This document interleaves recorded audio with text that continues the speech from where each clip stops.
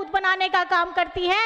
ये देश असुरक्षित हो चुका है और आज ये चुनाव में हमारी जनता को ये प्रण लेना होगा कि आपको अगर अपना संविधान बचाना है, अपना हक अधिकार हमारे वहां जो संशोधित है उनको जो लिखे हुए हैं उनको बचाना है, तो आपको इंडिया गठबंधन में आपको हमारे यहाँ के प्रत्याशी जमशेदपुर के समीर मोहंती जी को आपको वोट करना होगा, क्योंकि ये आपकी आवाज बनेंगे।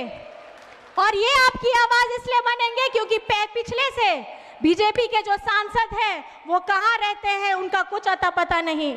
हेमंत जी ने जब झारखंड में विधानसभा से पिछड़ों के लिए 27% का आरक्षण पास करवाया, सारे मंत्रीगण यहीं बैठे हैं, विधानसभा से पारित हो जाता है और राजभवन जा करके ये रुक जाता है।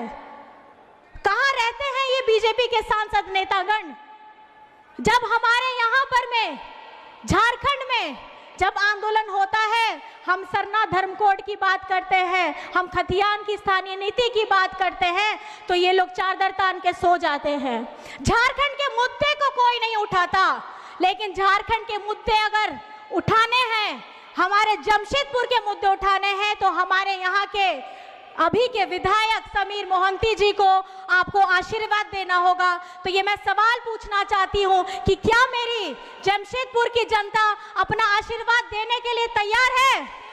तैयार है? आप वहीं से अपने दोनों हाथ उठा करके अपना आशीर्वाद दे दीजिए। जितने जन दूर भी हैं आप आशीर्वाद दे दीजिए कि हमारे समीर मोहंती जी को 25 तारीख को आपको वोट करना है और हमारा चुनाव चिन्ह है तीर धनुष। तो आपसे मैं एक सब सवाल पूछना चाहूंगी, आप जवाब जरूर दीजिएगा और जोश में दीजिएगा। यहाँ पे जमशेदपुर में मतदान की कौन सी है तारीख? कौन सी तारीख? कौन सी तारीख? कौन सी तारीख? और कौन सा है चुनाव चिन्ह? दिखा दीजिए बना के तीर धनुष।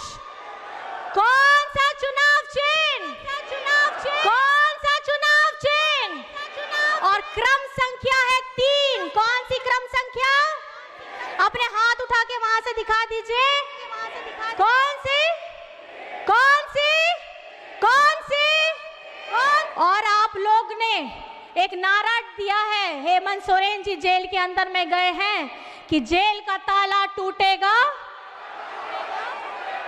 तो अगर जेल का ताला आपको तोड़ना है तो उसकी चाबी है आप लोग, हमारी जनता है चाबी। क्योंकि मुझे नहीं लगता कि जब तक बीजेपी की सरकार रहेगी ये हेमंत जी को बाहर आने देना चाहते हैं, क्योंकि उनको डर है अगर हेमंत सोरेन बाहर आ गया, जिसका डर उन्हें बहुत पहले हो चुका था, अब इंडिया गठबंधन दिल्ली आ रहा है और हम दिल्ली आ रहे हैं उनका तख्त हिलाने, जिन्होंने ना किसानों को पूछा, ना मजदूरों को पूछा, ना आदिवासियों को पूछा, ना पिछड़ों को पूछा, ना गरीबों को पूछा, ना अल्पसंख्यक को पूछा, हमारी झारखंड के साथ हिंदुस्तान की आवाम को नहीं पूछा। तो ये प्रण लेना होगा आप सभी को। क्या आप प्रण लेने के लिए तैयार है? तैयार है? तैयार है?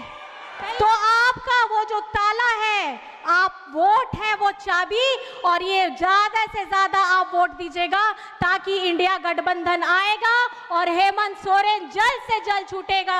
ये आप प्रण लेंगे कि नहीं लेंगे? लेंगे?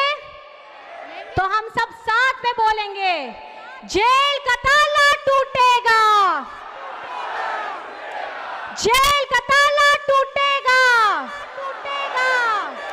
जेल का ताला टूटेगा, जेल का ताला टूटेगा, जेल का ताला टूटेगा, जय झारखंड, झारखंड, जय झारखंड, झारखंड, जय झारखंड, झारखंड, दिशम गुरु शिबू सोरेन, हेमंत सोरेन। झारखंड झुकेगा नहीं और इंडिया रुकेगा नहीं। दिल्ली हम आ रहे हैं, दिल्ली हम आ रहे हैं, दिल्ली हम आ रहे हैं। इस गर्मी में यहाँ पे हमारे मीडिया कर्मी आए हैं, सुरक्षा कर्मी आए हैं, हमारी जनता जनार्दन आई है। आप सभी को मेरी तरफ से जोहार है, प्रणाम है, सत श्री अकाल है, खुदा हाफिज है। 25 तारीख याद रखिएगा, भूलिएगा नहीं। आज ये जो उत्साह आपने दिखाया है, 25 तारीख को आपको भी निकलना है और हमारे इंडिया गठबंधन के हमारे प्रत्याशी समीर मोहंती जी को 3 नंबर पे तीर धनुष पे बटन दबा करके अपने आप को मजबूत करना है। बहुत बहुत जोहार है, नमस्कार है, प्रणाम है।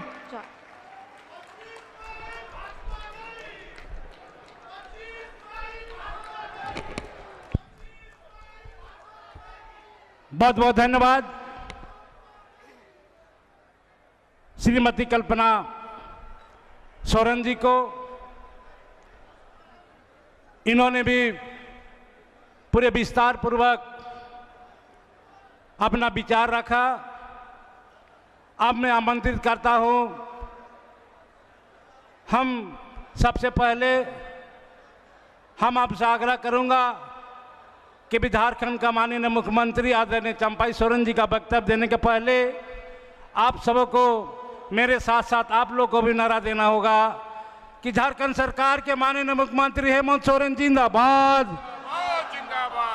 माननीय चंपाई सोरेन जिंदाबाद, हेमंत सोरेन जिंदाबाद, दिसम गुरु शिबू सोरेन जिंदाबाद, झारखंड के तमाम शहीद अमर रहे, झारखंड के तमाम शहीद अमर रहे, झारखंड के तमाम शहीद अमर रहे।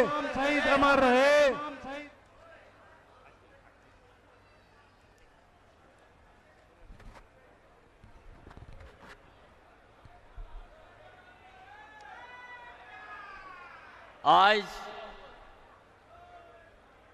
इस चुनाव सभा में जामशेदपुर लोहर नगरी में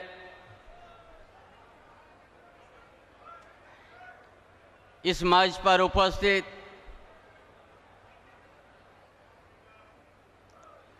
एक देश के अंदर में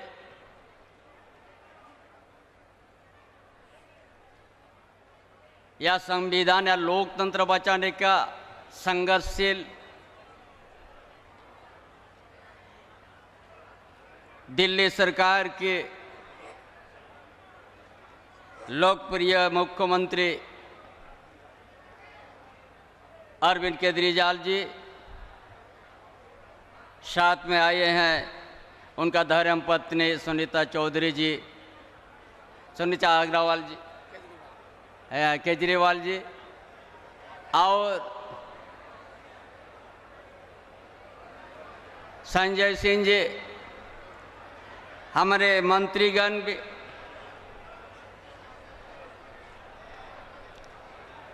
विधायक साथीगण, इंडिया गठबंधन के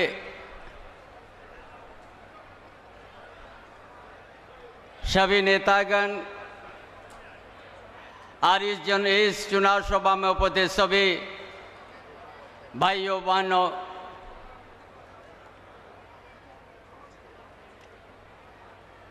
क्रांतिकारी साथियों, पत्रकार बंधु, सबसे पहले आप सबों का हमारे ओर से जोहार। आज पूरा देश में, प्रदेश में एक बार समय मिलता है 5 साल में, और इसको हम लोग सही उपयोग करना है। और जो 2014 में जो भारतीय जनता पार्टी ने झूठ बोल के, झूठ बात करके, महंगाई की बात करके, अच्छा दिन का बात करके और सत्ता में हासिल किया और केंद्र में बैठ गया है। हम आप लोग को बताएंगे ये झारखंड प्रदेश छोटा राज है और हम सब झारखंड को भली भांति जानते हैं, लेकिन भारतीय जनता पार्टी इस लोकसभा चुनाव में देश का प्रधानमंत्री से लेके गृह मंत्री से लेके सब यहाँ पर अपना रात भी गुजर रहे हैं और एक भी उतना आने के बाद भी मुद्दा का बात नहीं किया, झारखंड के या देश के हित में बात नहीं किया। एक दिन पहले इसी धरती में देश का प्रधानमंत्री घाटशिला क्षेत्र आ गया, जो आज न वहां आदिवासी की बात बोला, न मजदूर की बात, न किसान की बात कहा, न विद्यार्थी के लिए।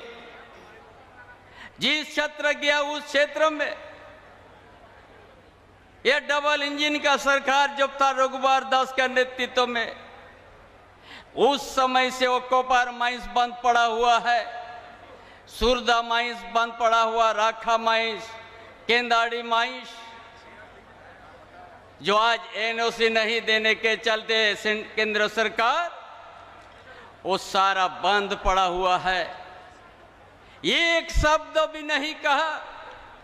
जो आज वहां का घाटशिला का धरती बाजार, मऊ बंदर, राखा माइंस, मौसा बोनी के आज वहां का मजदूर, आज उन लोग का जीने का दयनीय स्थिति पैदा हो गया है। लेकिन उस क्षेत्र में जाके एक शब्द नहीं कहना, ये झारखंड का धरती के यहाँ का आदिवासी मूलवासी और मजदूर के साथ अपमान करके चल गया है।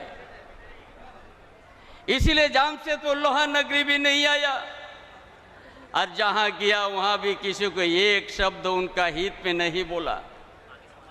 10 साल इसी तरह उन लोग जितना ही घोषणा किया था सब जुमला साबित हुआ है, झूठ साबित हुआ है। हम अगर गिनती करते जाएंगे सब ये जुमला है भारतीय जनता पार्टी और केंद्र सरकार।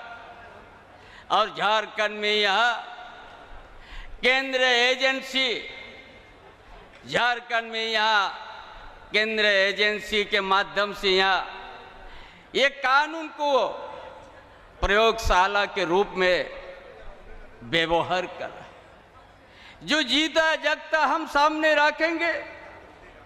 जो हेमंत बाबू जिस जमीन के नाम पर जेल में है, उस जमीन भूमियारी जमीन है, वो कभी कोई ले सकता नहीं है, उसका निचार नहीं चेंज हो सकता है। आज उस जमीन के नाम से जेल में है। उसी तरह आज पूरा झारखंड आज यहाँ खनिज संपदा से भरा हुआ प्रदेश है, लेकिन यहाँ ना आदिवासी, ना यहाँ का मूलवासी है, ना दलित, वो खनिज संपदा कभी हम लोग उपयोग भी नहीं किया है, बल्कि हम लोग से कोई कम करवाया है, लेकिन उसका मेहनत कभी हम लोग को फलाफल सही कोई नहीं दिया है। इसीलिए झारखंड बड़ा स्थिति, यहाँ का आदिवासी का स्थिति, यहाँ का मूलवासी का स्थिति बड़ा दयनीय है, आर्थिक स्थिति। इसीलिए आपकी सरकार, राज्य सरकार ने आपका हित में हर तरह का योजना देने का काम किया है और उस योजना को हर समय हम लोग आपका बीच में रखने का काम किया है। लेकिन भारतीय जनता पार्टी आज कहीं नहीं बोल सकता है कि हम ये काम किया है जनता के लिए। ये इतना जरूर कहेगा, ये आप लोग को संदेश दे रहा है, हर जगह निजीकरण करने जा रहा है और मुट्ठी भर पूंजीपाती हाथ में देश को गिरवी रहने जा रहा है। इसीलिए आज जितना ही जो समझते हैं, देश का इतिहास भूगोल को जो समझते हैं, ये निजीकरण यदि आएगा और कभी भी कोई स्थायी काम नौकरी नहीं मिलेगा, एक संस्था में काम मिलेगा और कभी उनका भविष्य नहीं रहेगा। इसीलिए आप सबको तय करना है, ये आउटसोर्सिंग कौन लाया है? ये भारतीय जनता पार्टी ने लाया है। ठेकेदारी प्रथा को कौन बढ़ाया है? ये भारतीय जनता पार्टी का सोच है। इसीलिए अगर आपको उसको बंद करना है और नौकरी को, स्थायी नौकरी को आपको उम्मीद रखना है, तो इंडिया गठबंधन का समर्थन करना है और हर युवा युवती को ये स्थायी नौकरी दिया जाएगा, आउटसोर्सिंग और ठेकेदारी प्रथा समाप्त होगा। ये तो लड़ाई है।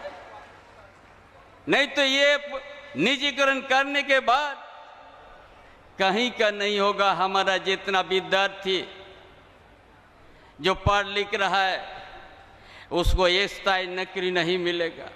हर चीज बाद में आपका निजीकरण में एक संस्था के माध्यम से उसको चलाएगा।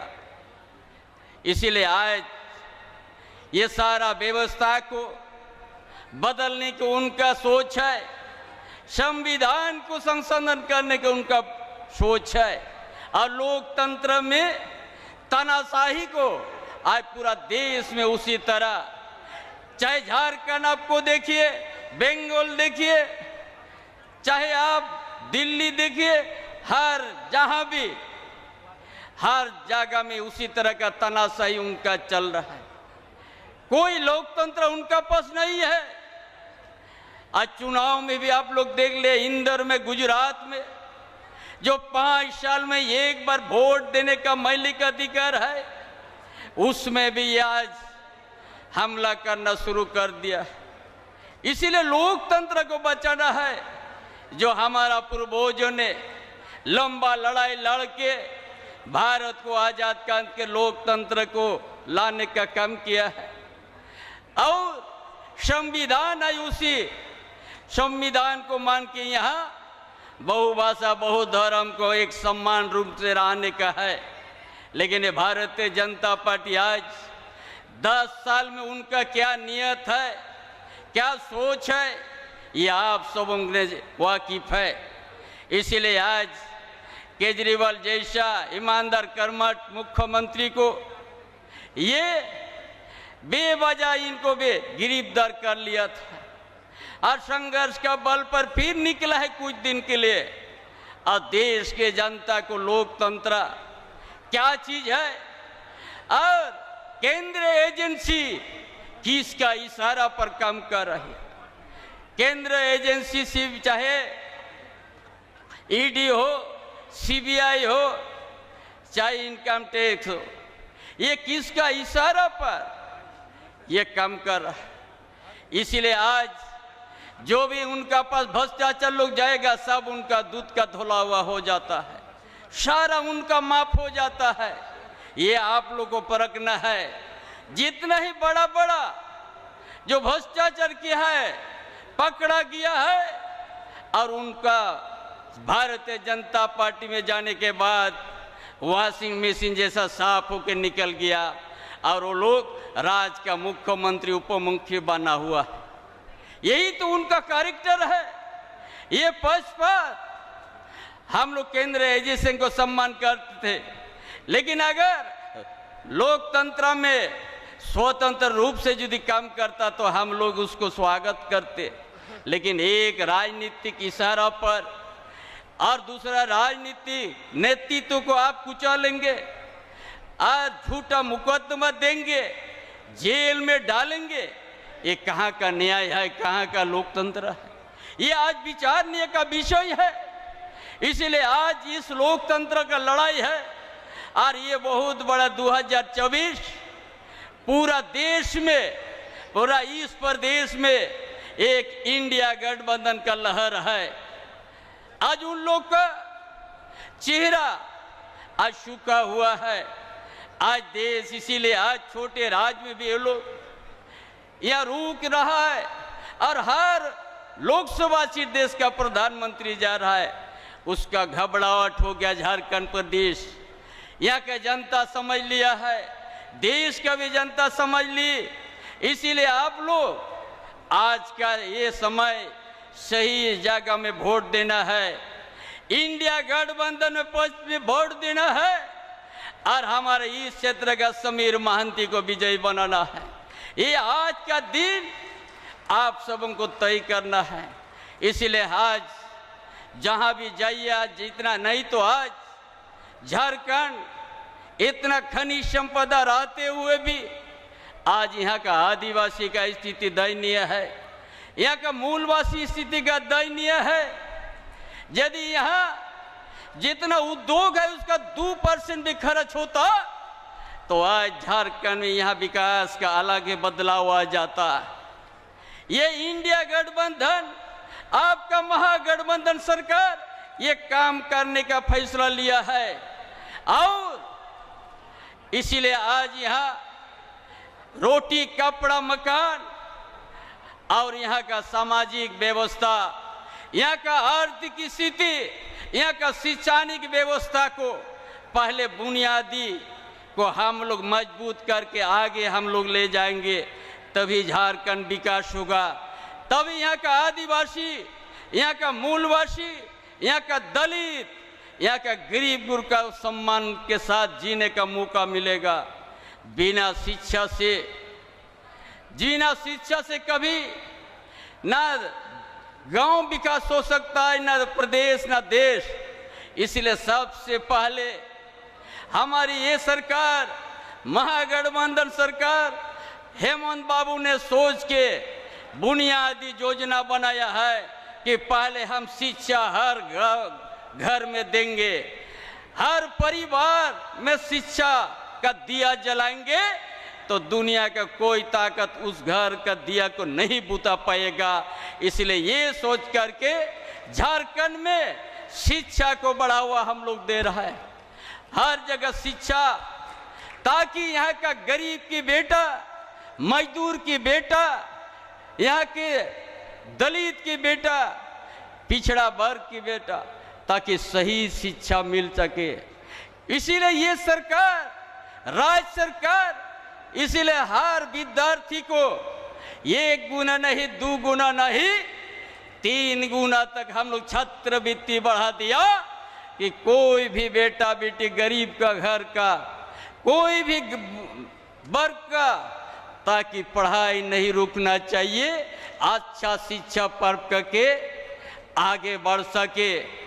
और ये भी आपकी सरकार हेमंत बाबू ने सोचा था और ये योजना बना दिया था कि विदेश तक हम लोग यहाँ का आदिवासी का बेटा बेटी, पिछड़ी वर्ग का जेता जेती, दलित का बेटा बेटी, अल्पसंख्यक का बेटा बेटी, हर वर्ग का बेटा बेटी को हम लोग विदेश तक हम लोग अच्छा उच्च शिक्षा प्राप्त करने के लिए भेज रहा है। ये हम लोग समझा जब तो इस प्रदेश में इतना खनिज संपदा रहते हुए भी आज विकास क्यों नहीं हुआ। इसलिए यह डबल इंजन का सरकार, भारतीय जनता पार्टी या प्राइमरी स्कूल को बंद कर दिया था। पूरा देहात में, ग्रामीण क्षेत्र में 5000 से ज्यादा प्राइमरी स्कूल को बंद कर दिया था, ताकि यहाँ का आदिवासी, यहाँ का दलित, यहाँ का पिछड़ा वर्ग का विद्यार्थी, ताकि प्राइमरी यदि शिक्षा प्राप्त नहीं करेगा तो पढ़ाई तो रुक गया, ताकि गंवार रह जाए। ये सोच है भारतीय जनता पार्टी। बोले किसी को शिक्षा देने से अपना अधिकार अपना समझ लेगा, इसीलिए शिक्षा को कमजोर किया था भारतीय जनता पार्टी। ये बहुत बड़ा उनका योजना है कि ये झारखंड शब्द को बोलने के उनको तकलीफ लगता है, इसलिए वनांचल कहते हैं, आदिवासी को वनवासी कहते हैं। हमारा इतिहास, हमारा भूगोल, उसको चेंज करने का उनका मंशा है। इसलिए आप सबों ने सावधान रहिएगा, आप लोग सावधान रहिएगा कि इस चुनाव ये देश का दिशा तय होगा और इंडिया गठबंधन का लहर है। इसलिए आप सबों से मेरा निवेदन है और एक सोच है। इतना चिलचिलाहट धूप में भी आप लोग आए हैं और आप लोग 12-11 बजे से बैठे हुए हैं। ये आप लोग संकल्प लेके जाइएगा, संविधान को बचाना है, लोकतंत्र को बचाना है और तानाशाही को रोकने के लिए आप लोग इंडिया गठबंधन के पक्ष में वोट दीजिएगा। और इस जामशेदपुर लोकसभा से समीर महंती को तीर धनुष पर वोट दीजिएगा और इंडिया गठबंधन को मजबूत कीजिएगा। यही हमारा संदेश है। इन्हीं बातों के साथ अपना विचार समाप्त करता हूँ। जोहार, जय झारखंड, जोहार, जय झारखंड। बहुत बहुत धन्यवाद। झारखंड सरकार के माननीय आदरणीय मुख्यमंत्री चंपाई सोरेन जी को, इन्होंने भी बहुत कम शब्दों में ही, बहुत स्पष्ट शब्दों में अपना विचार रखा है। अब मैं आमंत्रित करता हूं आज के मुख्य वक्ता के रूप में उपस्थित दिल्ली सरकार के माननीय मुख्यमंत्री अरविंद केजरीवाल जी को। मैं उससे पहले कहना चाहूंगा कि जो नाराज होंगे उसका जवाब आप देते रहिएगा। अरविंद केजरीवाल जिंदाबाद, अरविंद केजरीवाल जिंदाबाद, अरविंद केजरीवाल जिंदाबाद, केजरीवाल जिंदाबाद। केंद्र सरकार का तानाशाही नहीं चलेगी, नहीं चलेगी, नहीं चलेगी। केंद्र सरकार का तानाशाही नहीं चलेगी, नहीं चलेगी। केंद्र सरकार की तानाशाही नहीं चलेगी, तानाशाही नहीं चलेगी।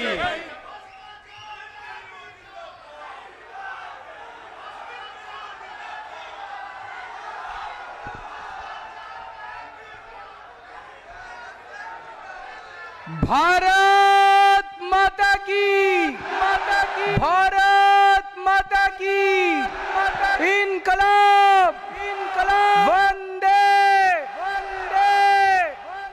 मंच पे मौजूद झारखंड के सम्मानित मुख्यमंत्री चंपाई सोरेन साहब, मंच पे मौजूद पूर्व मुख्यमंत्री और मेरे भाई हेमंत सोरेन जी की धर्मपत्नी कल्पना सोरेन जी, झारखंड सरकार के सभी मंत्रीगण, हमारे सांसद संजय सिंह जी, यहाँ पे आए हुए सभी विधायकगण, इंडिया गठबंधन के सभी पदाधिकारी और यहाँ इतनी भारी संख्या में आए हुए मेरे सारे प्यारे बहनों, भाइयों, माताओं, बुजुर्गों, बच्चों, मेरा जोहार, नमस्कार, प्रणाम। सबको बहुत बहुत, इतनी संख्या में आए, बहुत बहुत शुक्रिया आप सब लोगों का। आज मैं यहाँ पे अपने भाई हेमंत सोरेन जी के समर्थन में आया हूँ, लेकिन उसके पहले एक बात कहना चाहता हूँ। लगभग आज से 35 साल पहले मैं जमशेदपुर में नौकरी किया करता था, टाटा स्टील में।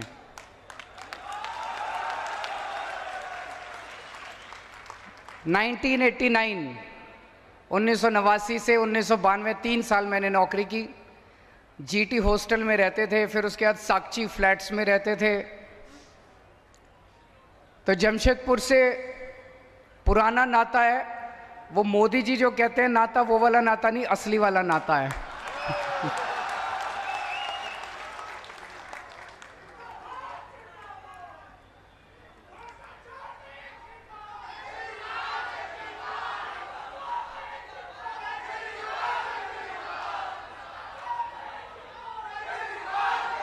मैं जेल से सीधा आप लोगों के बीच में आ रहा हूं, जेल से सीधा आप लोगों के बीच में आ रहा हूं। और एक दिन मैं अपनी जेल के सेल में बैठा हुआ था, तिहाड़ जेल के, और मैंने टीवी में देखा, वहाँ हर सेल में टीवी उपलब्ध है सभी कैदियों को। टीवी में देखा कि सुप्रीम कोर्ट ने मुझे 21 दिन की मोहलत दे दी कि जाओ और चुनाव प्रचार करो। मुझे तो यकीन ही नहीं हुआ। मोदी जी ने पूरी कोशिश की, मोदी जी ने पूरी ताकत लगाई कि केजरीवाल को बेल नहीं मिलनी चाहिए, लेकिन मेरे ऊपर बजरंगबली का आशीर्वाद है। बजरंगबली के सामने मोदी जी की नहीं चली।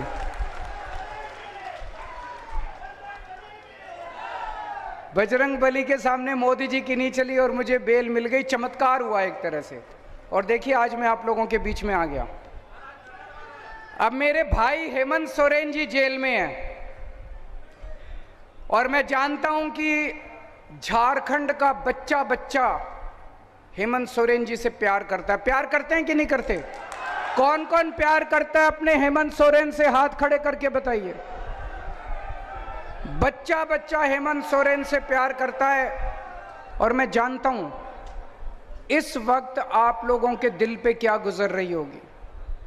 मैं आप लोगों का दर्द समझ सकता हूं कि आप लोगों को कितनी पीड़ा हो रही होगी कि आपके अपने हेमंत सोरेन, जिसे आप अपने परिवार का, जिन्हें आप अपने परिवार का हिस्सा मानते हैं, वो आज एक राजनीतिक षड्यंत्र के तहत मोदी जी ने उनको जेल में डाल दिया। मैं उन्हें अपना भाई मानता हूं। कल्पना जी मेरी भाभी हैं और मैं देख रहा हूं किस तरह से कल्पना जी ने कमान संभाली है और झांसी की रानी बनके ये यहां से झारखंड से मोदी जी को चुनौती दे रही हैं। मैंने बाहर आके सोशल मीडिया पे इनके कई भाषण सुने और मुझे ये लगा कि जिस मंशा से मोदी जी ने मेरे को और हेमंत सोरेन जी को जेल में डाला था, मोदी जी ने ये सोचा था केजरीवाल को जेल में डाल दूंगा, आम आदमी पार्टी बिखर जाएगी, फिर मैं इनके एमएलए खरीद लूंगा, फिर इनकी पार्टी को तोड़ दूंगा, इनकी दिल्ली में सरकार गिर जाएगी, इनकी पंजाब में सरकार गिर जाएगी। उसी तरह उन्होंने सोचा था कि मैं हेमंत सोरेन को गिरफ्तार कर लूंगा, इनके एमएलए खरीद लूंगा, झारखंड मुक्ति मोर्चा तोड़ दूंगा, इनकी सरकार गिर। उल्टा हुआ भाई साहब, पूरा उल्टा हुआ। जो आदमी गलत काम करता है, अल्टीमेटली एक ताकत है जिसे हम भगवान कहते हैं। भगवान देख रहा है। दिल्ली के अंदर पार्टी के बिखरने की बजाय आम आदमी पार्टी एक परिवार की तरह एक साथ इतनी एकजुट हो गई। हमारे सारे एमएलए, सारे सांसद, सारे काउंसलर, जितने पार्टी के पदाधिकारी थे, सब एकजुट हो गए और डबल मेहनत के साथ मोदी जी को हराने में काम करने जुट गए। हमारी दिल्ली की सरकार नहीं गिरी, हमारी पंजाब की सरकार नहीं गिरी। उसी तरह से मैं अभी देख रहा था झारखंड मुक्ति मोर्चा, उन्होंने सोचा था झारखंड मुक्ति मोर्चा को तोड़ देंगे एमएलए, उल्टा हुआ। पूरे झारखंड के अंदर ऐसी ऊर्जा आई है, ऐसी ऊर्जा आई है मोदी जी को हराने के लिए कि पिछली बार तो 1 या 2 सीट आई थी, इस बार आपको कितनी सीट दोगे? कितनी सीट दोगे? कसम खा के जानी है आज 14 की 14 सीट इस बार इंडिया गठबंधन को आनी चाहिए। एक चीज है जो आप लोगों को भी नहीं पता, दिल्ली के लोग, दिल्ली के 2.5 करोड़ लोग हेमंत सोरेन जी के और झारखंड की जनता के तहे दिल से आभारी हैं। क्यों? कोरोना के टाइम में हेमंत सोरेन जी ने व्यक्तिगत तौर पे दिल्ली के लोगों की मदद की थी। हमारे पास ऑक्सीजन नहीं थी, ऑक्सीजन की दिल्ली में बहुत कमी थी, हमारे अस्पताल में बहुत लोग मर रहे थे। मैंने हेमंत सोरेन जी को फ़ोन किया और उन्होंने तुरंत हाथ की हाथ, क्योंकि झारखंड के अंदर कई सारी ऐसी इंडस्ट्री है, टाटा स्टील है और बहुत सारी इंडस्ट्री है जहां ऑक्सीजन पैदा की जाती है, ऑक्सीजन बनाई जाती है। उन्होंने तुरंत मेरे लिए ऑक्सीजन का इंतजाम किया और दिल्ली के लिए ऑक्सीजन रवाना कर दी। तो आज मैं यहाँ पे हेमंत सोरेन जी को और झारखंड की जनता को, दिल्ली के लोगों की तरफ से संदेश लेके आया हूँ। दिल्ली के लोग हेमंत सोरेन जी को कहना चाहते हैं, we all love you, we miss you.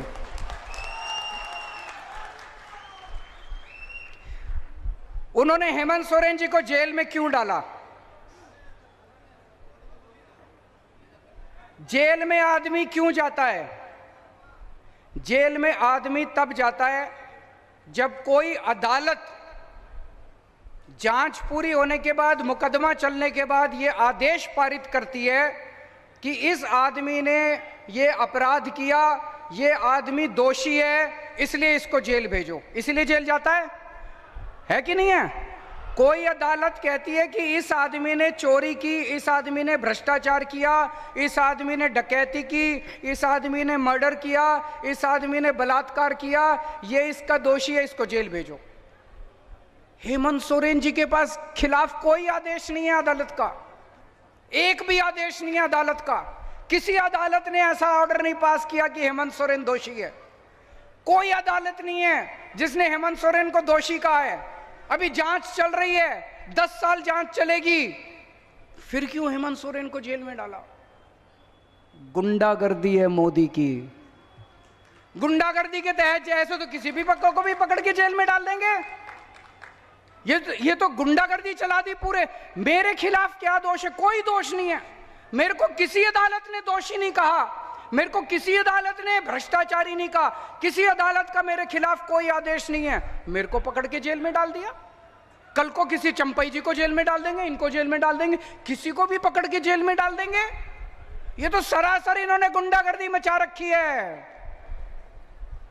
Modi ji आदिवासी समाज से नफरत करते हैं। हेमंत सोरेन जी केवल झारखंड के नेता नहीं है, हेमंत सोरेन जी पूरे देश के आदिवासी समाज के सबसे बड़े नेता हैं।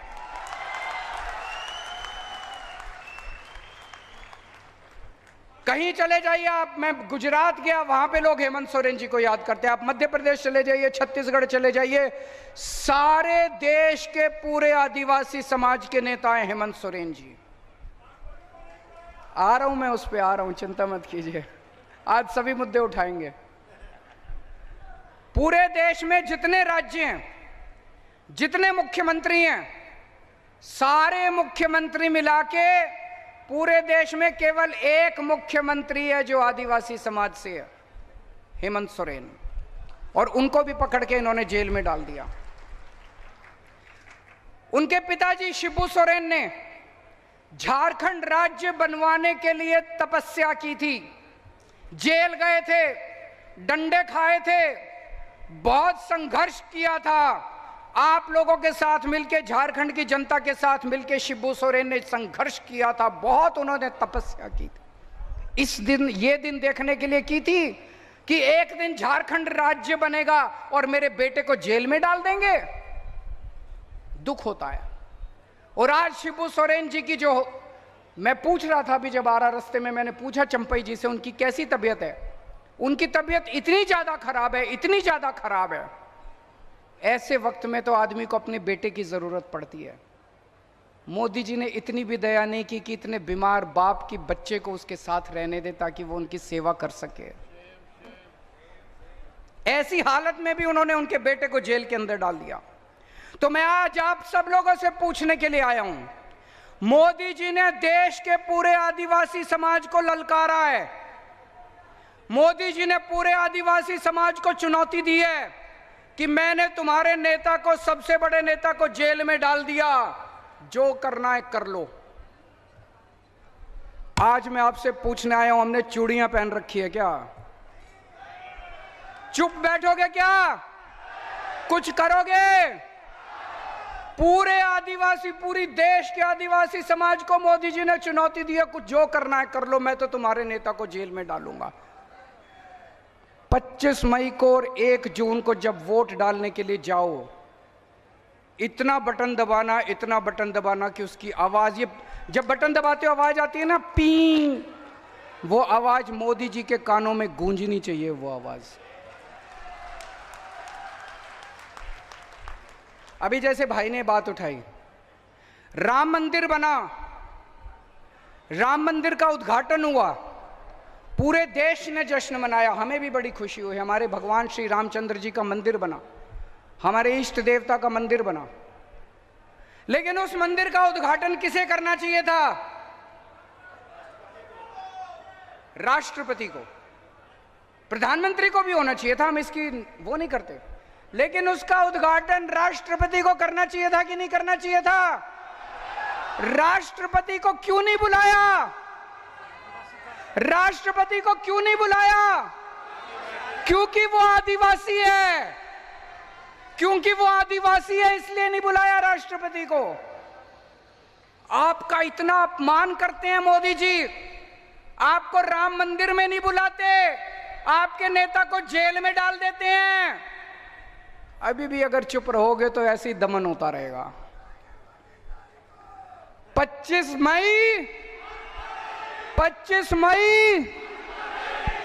मई इस बार अगर एक भी सीट झारखंड से आई, अगर मोदी जी की एक भी सीट झारखंड से आई तो ये दमन और बढ़ेगा आने वाले समय के अंदर। मोदी जी सिर्फ आपसे डरते हैं और हेमंत सोरेन जी वो जेल में रहेंगे कि बाहर आएंगे ये आपके ऊपर निर्भर करेगा। अगर आप लोगों ने कमल का बटन दबाया तो हेमंत सोरेन को जेल में रहना पड़ेगा। अगर आपने इंडिया गठबंधन का बटन दबाया तो 4 तारीख को नतीजे आएंगे, 5 तारीख को हेमंत सोरेन आपके बीच में होंगे। दोस्तों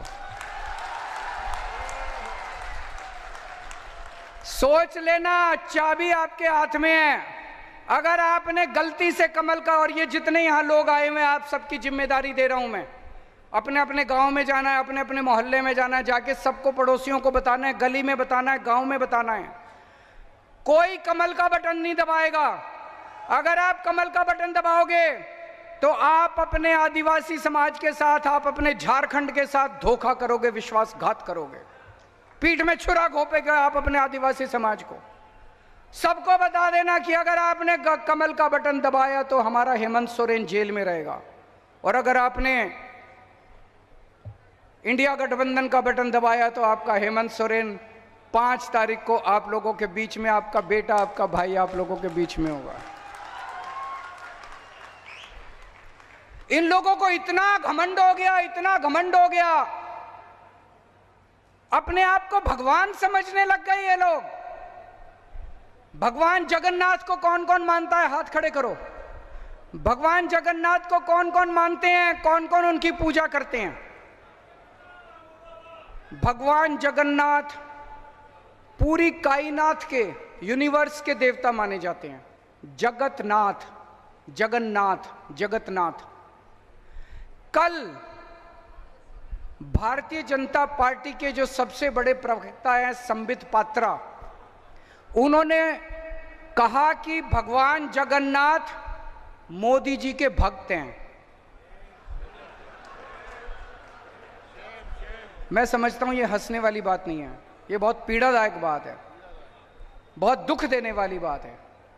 ये लोग अपने आप को भगवान जगन्नाथ के भी ऊपर समझने लग गए कि मोदी जी, भगवान जगन्नाथ मोदी जी के भक्त हैं, मोदी जी भगवान जगन्नाथ के भी ऊपर हो गए। इस बार इनको बदला तो मिलना चाहिए, इस अहंकार का तो नीचे लाना चाहिए। होना चाहिए कि नहीं होना चाहिए? ये लोग क्या नारा लगाते हैं? जो राम को लाए हैं हम उनको लाएंगे। अरे तुम राम को लाए हो? इस दुनिया में कौन हमें लाया है? भगवान राम हमें लाए हैं।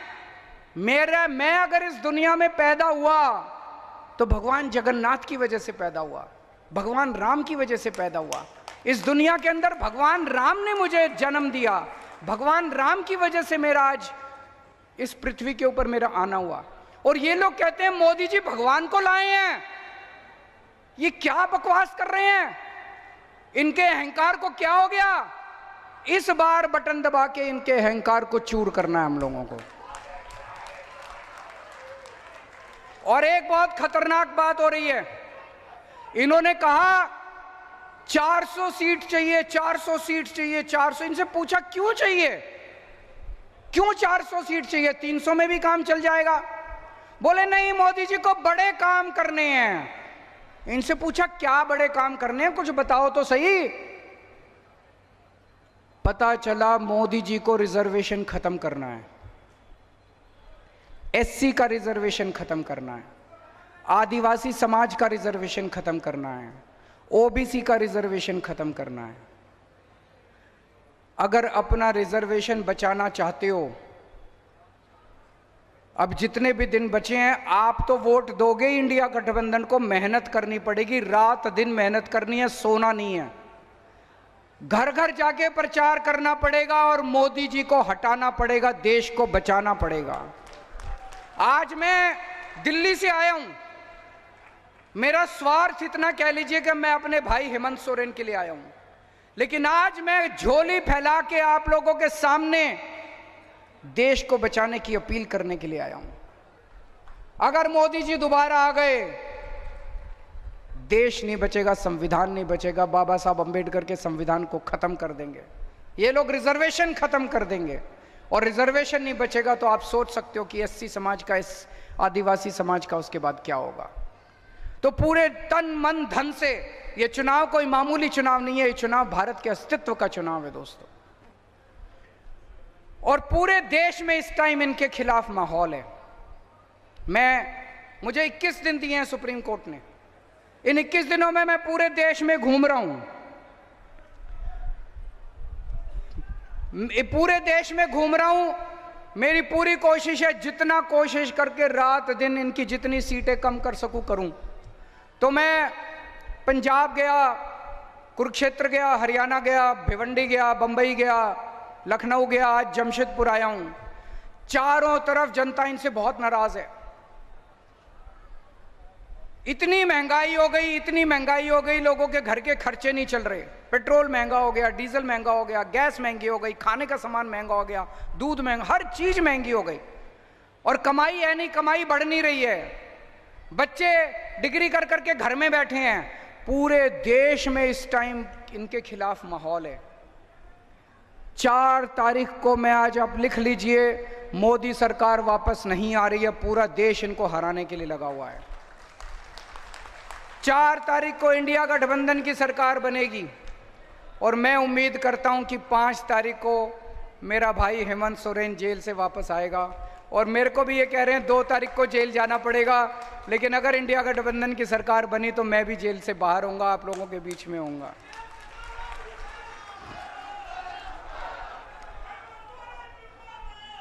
आप सब लोगों से विनती करता हूं कि यहाँ के जो कैंडिडेट है मोहंती जी, उनको भारी बहुमत से आप तीर कमान का बटन दबा के जिताइएगा। और आज भगवंत मान साहब भी आने वाले थे मेरे साथ, लेकिन उनके पंजाब में कई सारे कार्यक्रम लगे हुए थे। उन्होंने आपके लिए शुभ संदेश भेजा है पंजाब से। लेकिन 4 तारीख को इंडिया गठबंधन की सरकार बनने के बाद मैं और भगवंत मान साहब आप लोगों का शुक्रिया अदा करने के लिए आपके बीच में जरूर आएंगे। भारत माता की